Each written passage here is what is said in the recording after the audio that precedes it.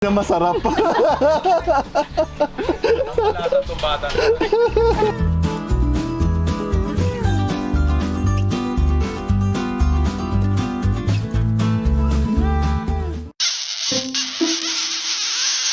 Ano ba, may share ako sa inyo guys about sa almost kissing namin ni Pai. Oh. Kasi, alright,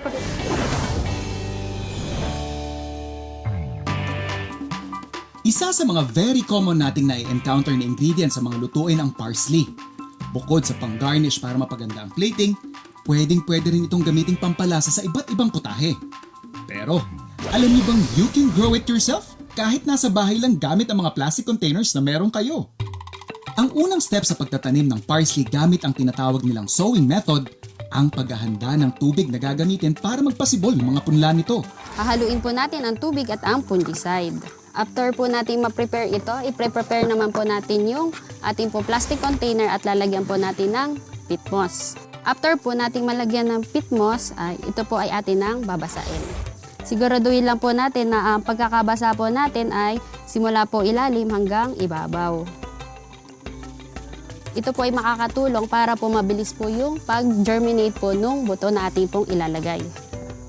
After po nating mabasa na po yung media hanggang ilalim po at ang ibabaw po nito, ito po ay atin na pong lilinyahan. Bakit nga ba tayo naggagawa ng line sa pagpupunla ng mga buto? Una, para maging mas mabilis yung ating pag-pre-prick o pagtatanggal po ng mga punla na tumubo na. Then pangalawa po, mas madali po yung pagdidilig natin. Dahil kung kalat-kalat po yung buto, maaari pong maapektuhan sa pag-i-spray o pagdidilig po natin yung mga tumubo na po. After po natin mailagay ang mga buto, kukuha po tayo ng peat moss para po takpan po yung ating pong mga nailinyang buto. Then, after po natin malagyan ng peat moss, pwede po natin siyang sprayan ng tubig lang po.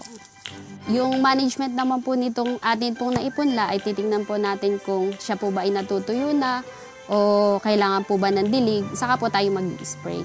Then, after ilang weeks po, may sisibol na po dito. Then, pwede na po nating ilipat sa iba pa pong pots. With proper water and sunlight, maaari ka nang makapag-harvest ng sarili mong parsley sa bahay na pwedeng-pwede mong gamitin pang-garnish sa iyong mga lutuin. O kaya naman ay sa pagluluto ng mga main dishes na gusto mong ihain para sa buong pamilya. Gaya ng pan-roasted chicken with lemon and parsley na minsan na nating nailuto.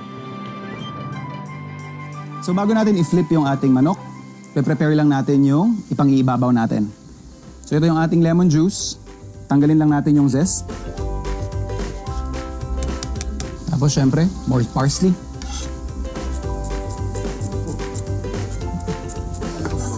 Pwede na natin i-flip yung ating chicken.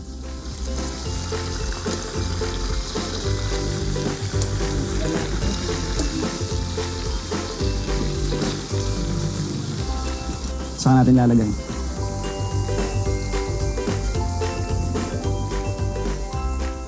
And syempre, lemon juice.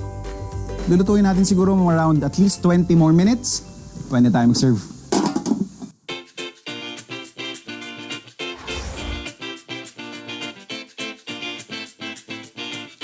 Next stop ng ating food adventure today, Marikina Public Market kung saan sinamahan tayo ng kapuso actor na si Sean Lucas para sa isang on-the-spot kainan.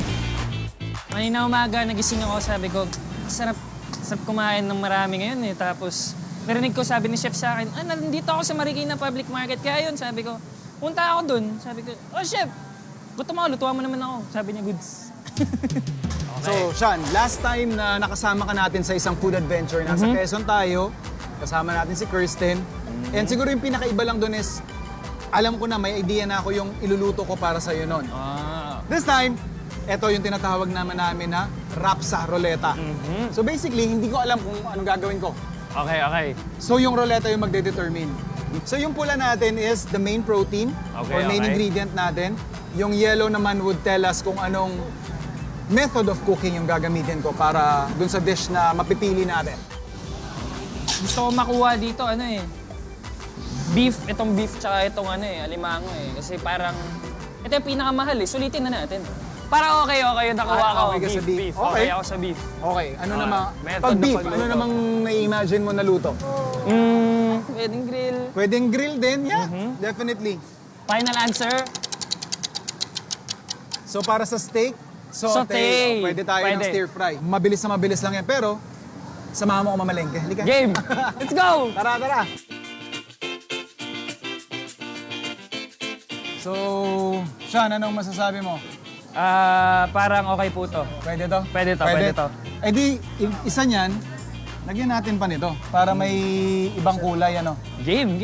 Pwede. Lagyan lang natin ng kulay. Bell pepper lang siguro na red. No? Game. Sibuyas. Ito, okay na to. Gusto ko na medyo maanghang yung ano. Maanghang? yung stir fry. Oh! May labuyo ka ba, Nay? Medyo Ay, maanghang ito ng pala konti. Gusto mo may kick? Oo. Sige ma'am, pahingi po akong kwan. Siguro kalahati. Tapos pakat na Nay ng pangtapa ha. Yun na yung tapakat. Tapakat, oo. Thank you, Nay. Itong tangkay, chef. Paano Yan. to? This is edible. Tanggalin mo lang yan. Parang sayote na yung loob niyan. Never ko pa na-try. Ay, never pa. Ay, di sama na natin. Okay.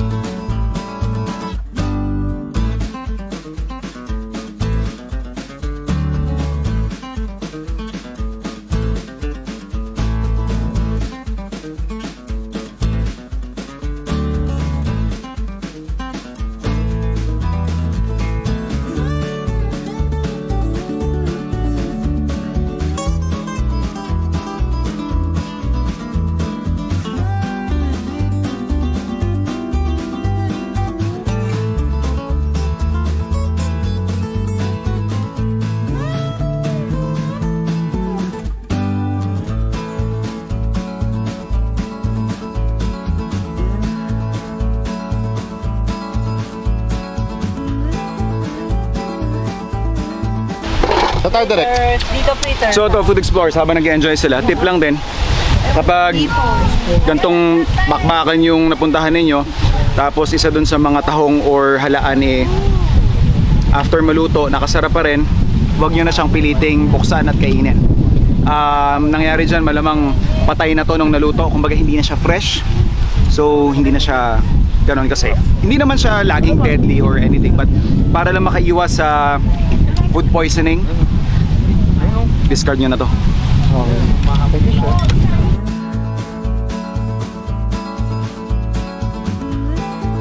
Ito. Ganyan. Yatak na talaga. Okay. Kaya takpan mo yung tenga mo. Yo. Okay. Amateur.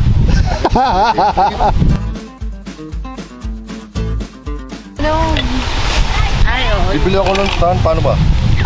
Sabihin mo, Ayun na. Pakita mo muna siya pa na yan.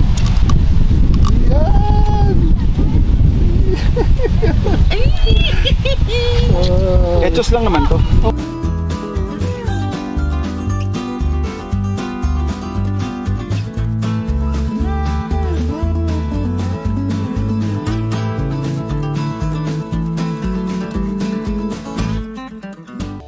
So please, will you do the honor? Si Kapuso actor Sean Lucas ang pinagluluto natin sa ating rap sa ruleta. At ang resultang nakuha niya, beef na kailangang lutuin gamit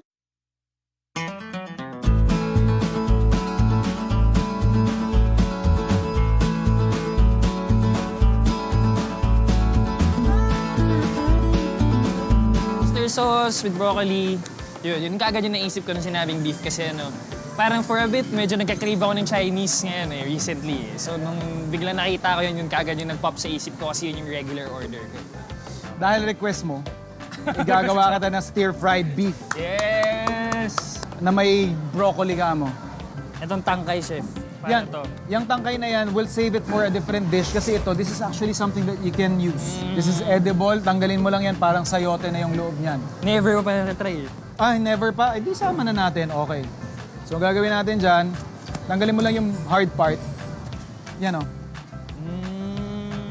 Yung bilog na yan, yan yung edible na part. Okay.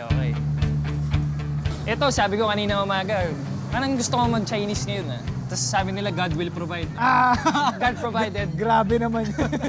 So we have here our tapakat. Yup. What will make it chewy yet juicy? Oo, yung parang Diba? malambot siya pero ginunguya-nguya ako. There's a certain balance na meron siya talaga is our baking soda. Yeah, we'll just add in some baking soda. Yeah, mix lang natin. And of course, we have to season this with oyster sauce. So we'll just add in some salt. Of course, pepper. Hey. Mix lang natin yung ating cornstarch. Ito yung tinatawag nating minute steaks, kumbaga. Because it would practically take you like less than a minute or a minute to cook. Then we'll add yung sesame oil. Ipipriko ko lang yung ating beef. So, generous amount of oil. Yan, nangangalit na yung ating pan. Ooh.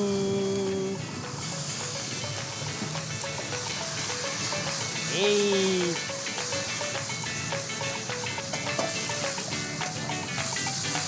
Ayan o, nag-brown na siya agad. Oh, bilis. Diba? Sobrang bilis. Yan, oh. Hey! Yes, sir! So, itatabi ko lang ng mabilis yung ating beef. Kasi babalik natin yan mamaya kapag ready na yung ating sauce.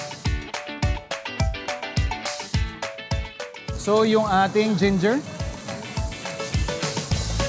Ayan, yan yung katas ng beef natin na nagtatalsikan. Habulin natin yan ng sibuyas.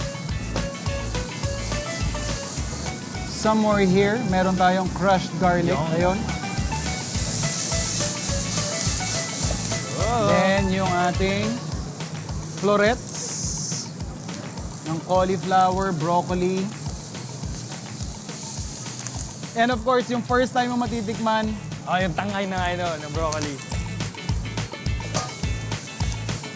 and then i-deglaze ko na lang ito ng water.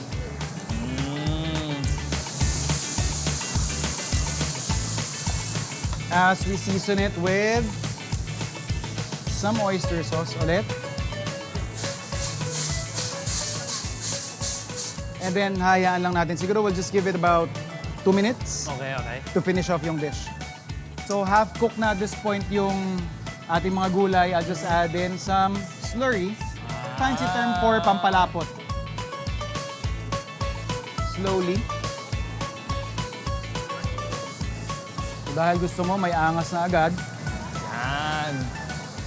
Labuyo in, bell pepper in, pepper mismo in. And then yung ating pre-cook or part-cook na beef.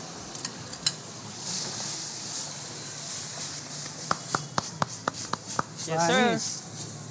To finish it off, para lang medyo glistening siya ng konti. More sesame oil. Tada! Tada!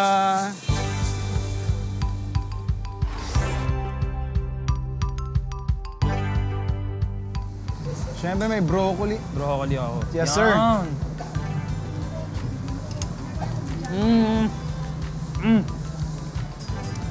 Ito ng broccoli lambot. Diba? Subukan ko tong tangkay. First time ko to itatry, oh. First time ko makatingin ng tangkay ng broccoli kasi usually yung ano lang yung florets lang yung ginagamit. So, yung tangkay usually hindi ko never ko nakikita. So ngayon na na-try ko siya, baka magamit ko na siya kung bumili ako ng broccoli, di na nasasayang, di ko na itatapon. Solve ang cravings mo, sir. Solve. Tapos halo mo sa kanin yung sauce. Panlaban eh, no? Nang bata pa ako, pag umorder kami ng Chinese, ito yung way ni mama na mapakain ako ng gulay. Order siya ng karne, ganito stir-fried beef, tapos with broccoli para mapwersa ako kumain ng broccoli dati. Hanggang sa, ayun, natipan ko na.